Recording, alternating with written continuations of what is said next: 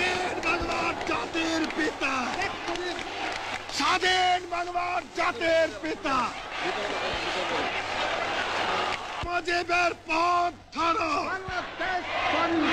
মুজিব ভাই এসে গেছেন, তাকে আপনারা স্লোগান দিয়ে অভিবাদন দেন। শেখ মুজিবের পথ ধরো, বাংলাদেশ স্বাধীন করো। মুজিব ভাইয়ের পথ ধরো, বাংলাদেশ স্বাধীন করো। পাশের মাঠে তৈরি করো, বাংলাদেশ স্বাধীন করো। বীর বাঙালি অস্ত্র ধরো, বাংলাদেশ স্বাধীন করো। বীর আপনারা জোরে স্লোগান ধরেন, আমার দেশ তোমার দেশ, বাংলাদেশ বাংলাদেশ, আমার দেশ তোমার দেশ, বাংলাদেশ বাংলাদেশ, স্বাধীন করো স্বাধীন করো, বাংলাদেশ স্বাধীন করো।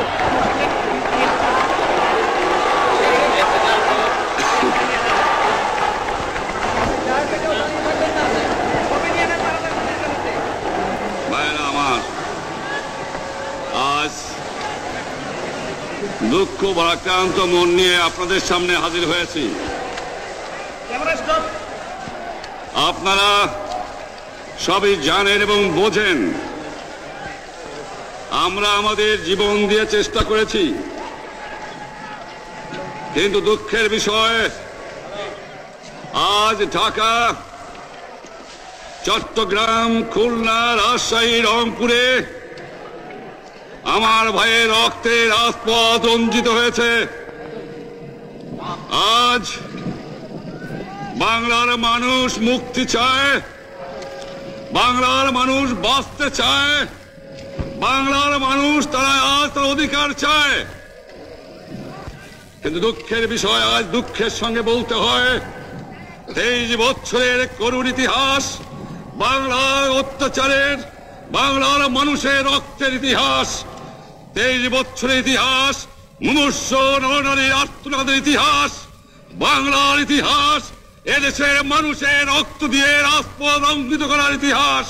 1952 সালে রক্ত দিয়েছি, 1954 সালে নির্বাচনে জয়লাভ করেও আমরা গদিতে বসতে পারি নাই। 1958 সালে আইয়ুব খান মার্শাল ল জারি করে 10 বছর পর্যন্ত আমাদের গোলাম করে রেখেছে। 1967 সালে 6 দফার আন্দোলনে 7ই জুনে আমার ছেলেদের গুলি করে হত্যা করা হয়েছে।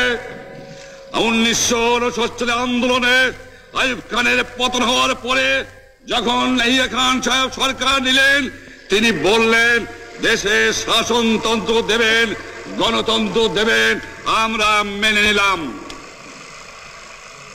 তারপরে অনেক ইতিহাস হয়ে গেল, নির্বাচন হলো। আপনারা জানেন দোষ কি আমাদের? আজকে আমি প্রেসিডেন্ট ইয়াহিয়া খান সাহেবের সঙ্গে দেখা করেছি, আপনারা জানেন, আলাপ আলোচনা করেছি। আমি শুধু বাংলার নয়, পাকিস্তানের মেজরিটি পার্টির নেতা হিসাবে তাকে অনুরোধ করলাম 15 ফেব্রুয়ারি তারিখে আপনি জাতীয় পরিষদে অধিবেশন দেন। তিনি আমার কথা রাখলেন না, তিনি রাখলেন ভুট্টো সাহেবের কথা। তিনি বললেন প্রথম সপ্তাহে মাসে হবে, তিনি মানে নিলেন। আমরা বললাম ঠিক আছে, আমরা অ্যাসেম্বলিতে বসবো, আমরা আলোচনা করব। আমি বললাম বক্তৃতার মধ্যে অ্যাসেম্বলির মধ্যে আলোচনা করব। এমনকি আমি এ পর্যন্ত বললাম যদি কেউ ন্যায্য কথা বলে, আমরা সংখ্যায় বেশি হলেও একজন যদিও সে হয়, তার ন্যায্য কথা আমরা মেনে নেব। আসুন বসি, আমরা আলাপ করে শাসনতন্ত্র তৈরি করি। তিনি বললেন পশ্চিম পাকিস্তানের মেম্বাররা যদি এখানে আসে তাহলে কসাইখানা হবে অ্যাসেম্বলি। যদি কেউ অ্যাসেম্বলিতে আসে তাহলে পেশোয়ার থেকে করাচি পর্যন্ত দোকান জোর করে বন্ধ করা হবে, তারপরেও যদি কেউ আসে তাকে সন্ন্যাসার করা হবে। আমি বললাম অ্যাসেম্বলি চলবে। তারপরে হঠাৎ 1 তারিখে অ্যাসেম্বলি বন্ধ করে দেওয়া হলো। কি পেলাম আমরা? আমার পয়সা দিয়ে অস্ত্র কিনেছি বহিঃশত্রু আক্রমণ থেকে দেশকে রক্ষা করার জন্য। আজ সেই অস্ত্র ব্যবহার হচ্ছে আমার দেশের গরিব দুঃখী নিরস্ত্র মানুষের বিরুদ্ধে। তার বুকের উপরে হচ্ছে গুলি, আমরা পাকিস্তানের সংখ্যাগুরু আমরা বাঙালিরা যখনই ক্ষমতায় যাওয়ার চেষ্টা করেছি, যখনই এদেশের মালিক হবার চেষ্টা করেছি, তখনই তারা আমাদের উপর ঝাঁপিয়ে পড়েছেন। তারা আমাদের ভাই। আমি বলেছি তাদের কাছে এই কথা যে আপনারা কেন আপনার ভাইয়ের বুকে গুলি মারবেন?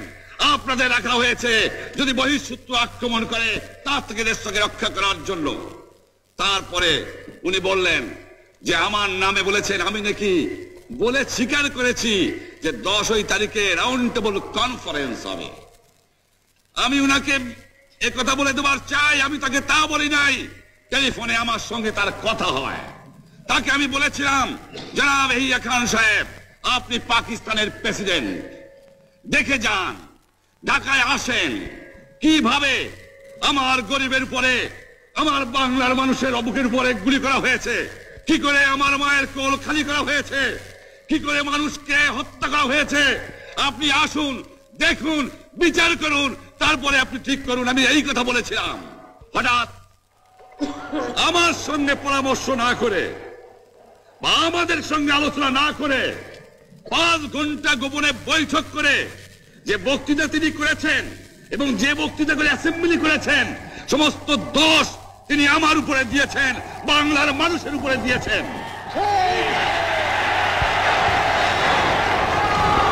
আমি পরিষ্কার মিটিংয়ে বলেছি যে এবারের সংগ্রাম আমার মুক্তির সংগ্রাম, এবারের সংগ্রাম স্বাধীনতার সংগ্রাম। আমার 25 তারিখে অ্যাসেম্বলি কল করেছে, রক্তের দাগ শুকায় নাই। আমি 10 তারিখে বলে দিয়েছি যে ওই শহীদের রক্তের উপর দিয়ে পাড়া দিয়ে আরটিসিতে মুজিবুর রহমান যোগদান করতে পারে না। অ্যাসেম্বলি কল করেছেন, আমার দাবি মানতে হবে। প্রথম সামরিক আইন মার্শাল ল উড্র করতে হবে, সমস্ত সামরিক বাহিনীর লোকদের ব্যারাকে ফেরত দিতে হবে,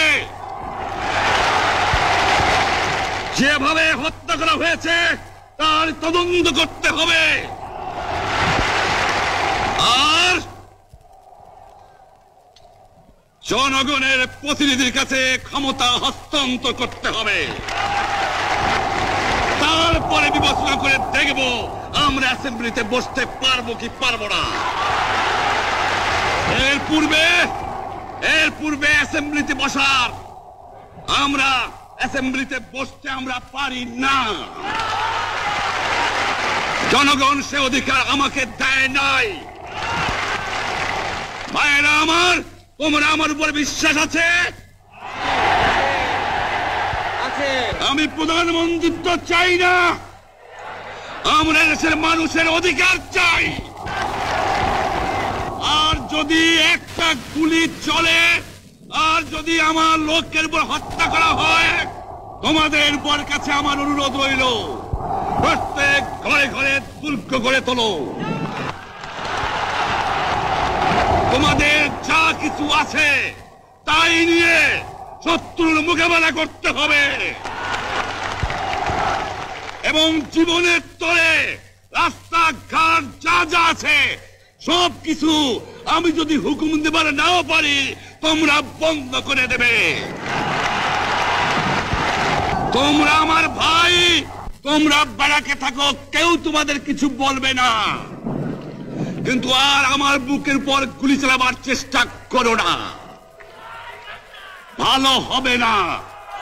7 কোটি মানুষকে চাপায় রাখতে পারবো না। আমরা যখন মরতে শিখেছি তখন কেউ আমাদের দবাতে পারবে না।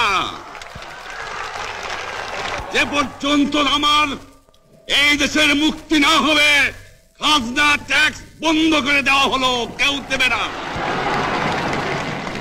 তবে আমি অনুরোধ করছি, আপনারা আমাদের ভাই, আপনারা দেশকে একেবারে জাহান্নামে ধ্বংস করে দিয়েন না। জীবনে আর কোনোদিন আপনাদের মুখ দেখা দেখি হবে না। যদিও আমরা শান্তিপূর্ণভাবে আমাদের ফয়সালা করতে পারি, তাহলে অন্তপক্ষে ভাই ভাই হিসেবে বাস করার সম্ভাবনা আছে। সেই জন্য আপনাদের অনুরোধ করছি, আমার এই দেশে আপনারা মিলিটারি শাসন চালাবার চেষ্টা আর করবেন না।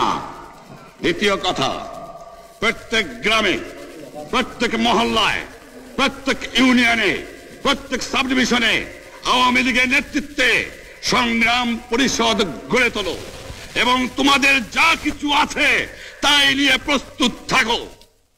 মনে রাখবা, রক্ত যখন দিয়েছি, রক্ত আরো দেব, এদেশের মানুষকে মুক্ত করে ছাড়বো ইনশাআল্লাহ।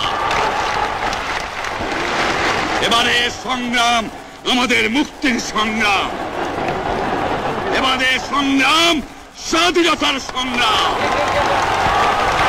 আপনারা আমার উপরে বিশ্বাস নিশ্চয়ই রাখেন। জীবনে আমার রক্তের বিনিময়েও আপনাদের সঙ্গে বেঈমানি করি নাই।